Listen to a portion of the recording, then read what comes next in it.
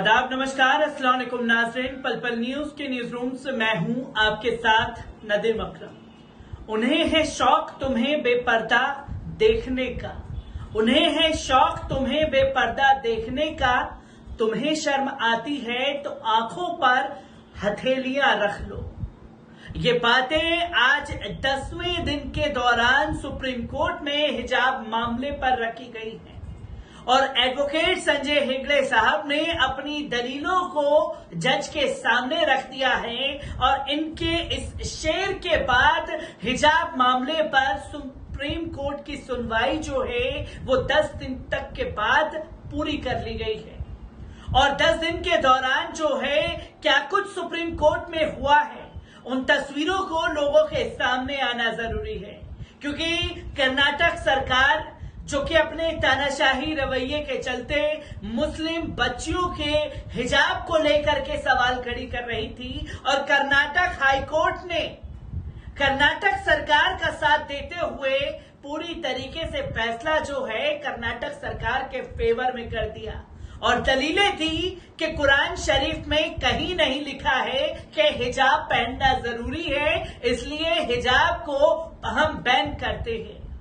हिजाब बैन का मामला सुप्रीम कोर्ट में पहुंचा और सुप्रीम कोर्ट में 10 दिनों तक दलीलें कर्नाटक सरकार की तरफ से रखी गई और जो आर्ग्यूमेंट को ये कहते हुए बैन कर दिया गया था उसी से शुरुआत हुई। तमाम सबूत मुस्लिम पक्षकारों की तरफ से सुप्रीम कोर्ट में दाखिल कर दिए गए हैं और सुप्रीम कोर्ट ने ये फैसला लिया है कि हम इस फैसले को सुरक्षित रखते हैं। आप लोगों की दलीलें पूरी हो गई, आपने अपना काम कर लिया, अब होमवर्क करने की जिम्मेदारी जो है वो सुप्रीम कोर्ट की है। किस तरीके से दलीलें रखी गई हैं, एक बार इस पूरी रिपोर्ट पर नजर डालते हैं। कर्नाटक हिजाब मामले में सुप्रीम कोर्ट ने फैसला सुरक्षित रखा है। 10 दिन की सुनवाई के बाद फैसला सुरक्षित रखा गया है। सुप्रीम कोर्ट तय करेगा कि कर्नाटक में हिजाब बैन का आदेश सही है या नहीं। 10 दिन चली सुनवाई के बाद जस्टिस हेमंत गुप्ता और जस्टिस सुधांशु धूलिया की पीठ ने हिजाब विवाद पर फैसला सुनवाई पूरी कर फैसला सुरक्षित रखने का ऐलान कर दिया है। पीठ ने कहा कि अब भी जिनको लिखित दलीलें देनी हो दे सकते हैं। सुप्रीम कोर्ट ने गुरुवार को हिजाब बैन का पर फैसला सुरक्षित रखा। कर्नाटक हाईकोर्ट के फैसले के खिलाफ दायर याचिकाओं पर लगातार 10 दिन से सुनवाई चल रही थी। गुरुवार को भी जस्टिस हेमंत गुप्ता व जस्टिस सुधांशु धूलिया की बेंच ने कर्नाटक सरकार और मुस्लिम पक्ष की दलीलें सुनने के बाद कहा कि हमने अब दोनों पक्षों को सुना है, अब हमारा होमवर्क शुरू होता है। सुनवाई के शुरुआती 6 दिन मुस्लिम पक्ष की दलीलों के बाद कर्नाटक सरकार ने अपना पक्ष रखा था, जिसमें हिंदू, सिख, ईसाई प्रतीकों को पहनकर आने की तरह ही हिजाब को भी परमिशन दिए जाने की मांग की गई थी। बहस का अंत जो है आज संजय हेगड़े के शेर के साथ हुआ। उन्हें है शौक तुम्हें बेपर्दा देखने का, तुम्हें शर्म आती है तो अपनी आंखों पर हथेलियां रख लो। 16 अक्टूबर को जस्टिस हेमंत गुप्ता रिटायर हो रहे हैं, इसलिए हिजाब बैन पर फैसला इससे पहले आने की उम्मीद जताई जा रही है। इससे पहले मामले में कर्नाटक सरकार ने बुधवार को उच्चतम न्यायालय को अवगत कराया कि राज्य सरकार ने हिजाब प्रतिबंध विवाद में किसी भी धार्मिक पहलू को नहीं छुआ है और यह प्रतिबंध केवल कक्षा तक सीमित है।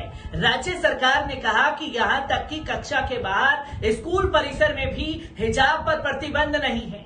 राज्य सरकार की ओर से पेश वकील ने जोर देकर कहा कि राज्य ने केवल ये कहा है कि शैक्षणिक संस्थान छात्रों के लिए वर्दी निर्धारित कर सकते हैं, जिसका धर्म से कोई लेना देना नहीं होगा।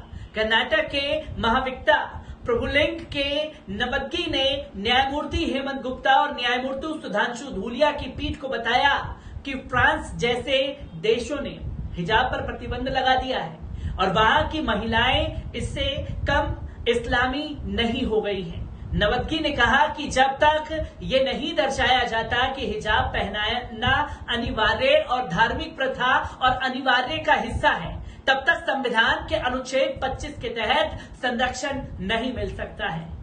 महाविक्ता ने पीठ से कहा कि हम स्कूल के बाहर हिजाब पहनने पर प्रतिबंध नहीं लगाते। स्कूल परिसर में भी कोई प्रतिबंध नहीं है।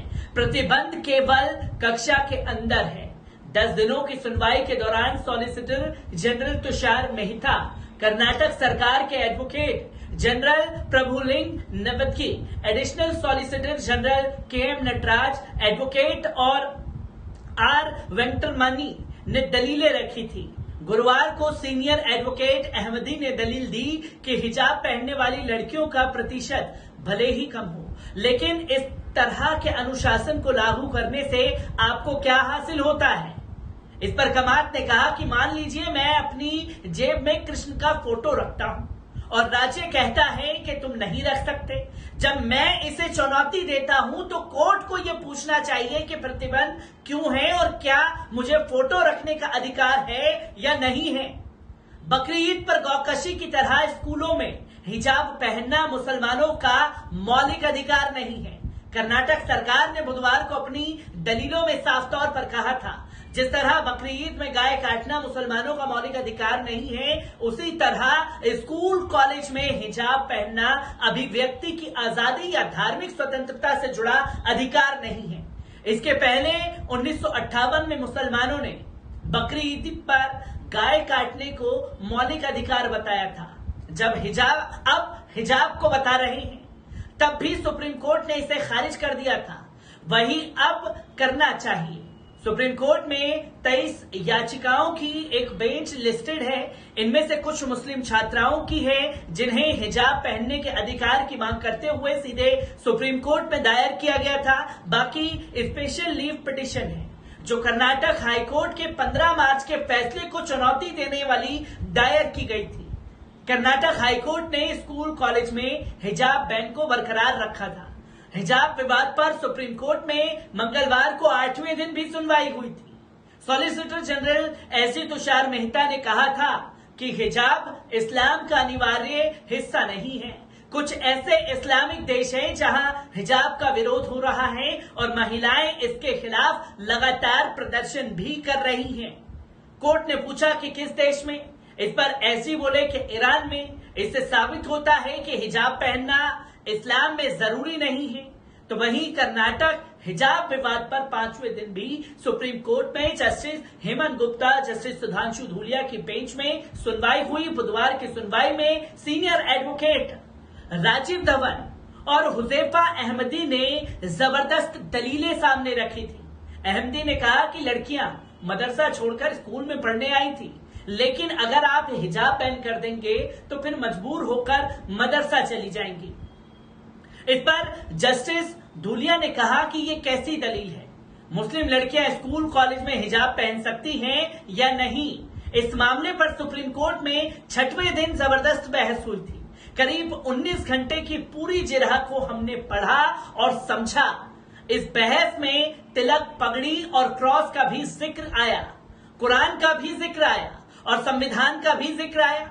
अभी इस टॉपिक पर तस्वीर साफ नहीं हो पाई है और दोपहर बाद भी दलीलें सामने रखी जा सकती हैं, जिसके लिए ये कहा गया है कि अगर अभी भी किसी को दलीलें देनी हैं तो वो लिखित में अब सुप्रीम कोर्ट के समक्ष अपनी बातों को रखे।